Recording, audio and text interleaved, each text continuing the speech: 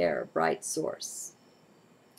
Pretty soon, it's just a distant myth with them that they were ever light beings. They've no more connection with the heart. That couldn't be maintained in the midst of what they've been doing, what they were called on by light, by compassion to come and do here. So they go really dark, all the way dark pretty much, though that's not quite possible. But moving on, they're truly dark now. They have thoroughly lost their way. Any connection to light that they had, that's long gone. It's not even a myth anymore that they were ever light ones. They're just dark. Oh my God, what a sacrifice. Can you see it? Can you even begin to imagine? I dare not even contemplate the agony of that, to come from such heights down to that. Part of their descent, and they're losing all remnants of their connection to heart and to light, is that they have turned into energy vampires. That's what we do when we steal energy from other beings. A lot of folks do it unaware.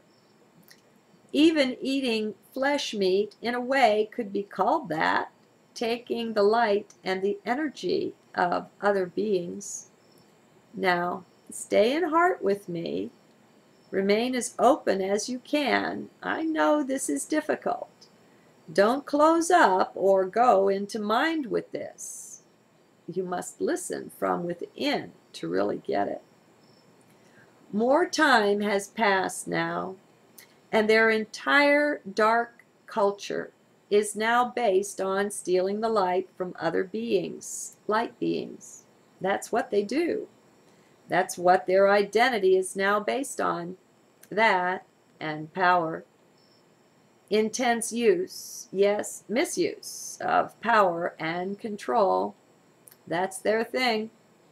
They're still thoroughly lost, of course. They're convinced there's no God, and they were never beings of light. They laugh, scoff, and make fun of such stuff. Okay, let's move ahead further to today. This is really pretty much the situation we see here and now. The dark ones have every sort of machination and contraption built that is possible in their continued exercise of the misuse of power and control. And stealing our light, that's their whole business. And yes, they're still quite lost themselves. Well, take a look at that. Really a good look. May I share something with you here? I and others like me are involved in bringing these dark ones back to the light. Many of them already have crossed over into the light through our prayers. Does that surprise you? Maybe it would, but not if you would. Oh my goodness, this is such a long journal, and I just lost my place again. Excuse me a minute. This one is 7 pages long.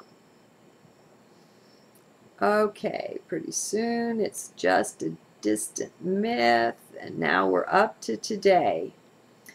Maybe it would surprise you that we would be praying for the beings that are dark to come into the light, but not if you would open to the biggest, broadest picture you can contain. And that's pretty darn big.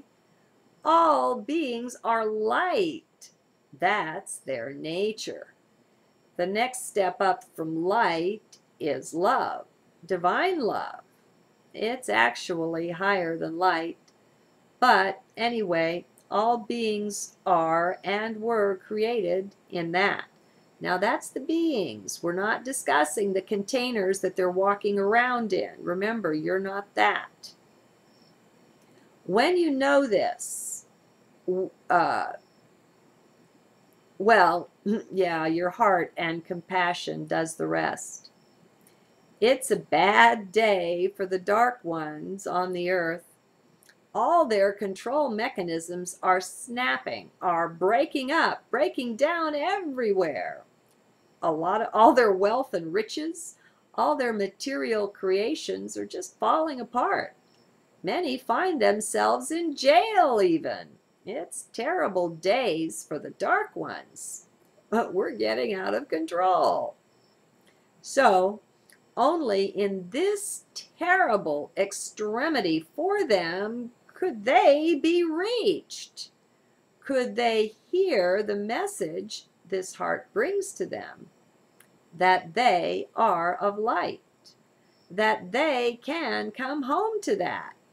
This is not a message they would ever be open to when things were going their way. Do you see how this could be? So, with everything of theirs going to hell in the proverbial handbasket, some of them are open to the only last chance as they see it. So, by God's grace, such prayers can be efficacious. They can work. Bring the dark ones on into the light. Now, just to close with a good dose of humility here, I don't do this myself. I don't generally even converse with them at all. I don't want to. I'm too aware of their tremendous mental abilities. I don't want to tangle with that. I'm not stupid.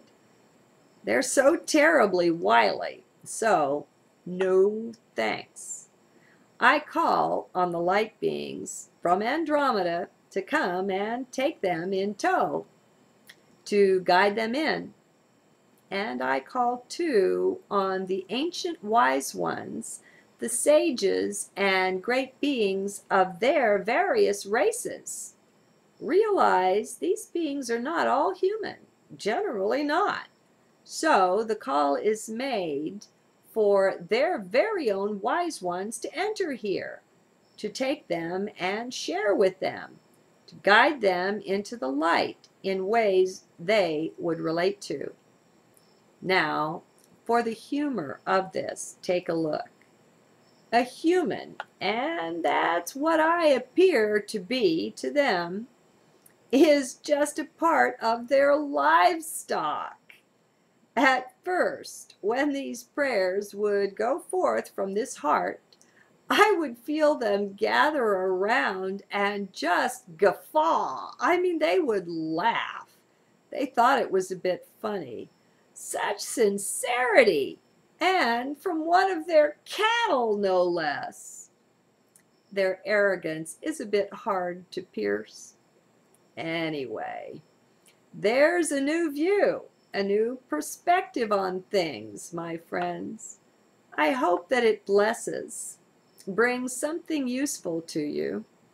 May you be eternally and infinitely blessed, dear ones.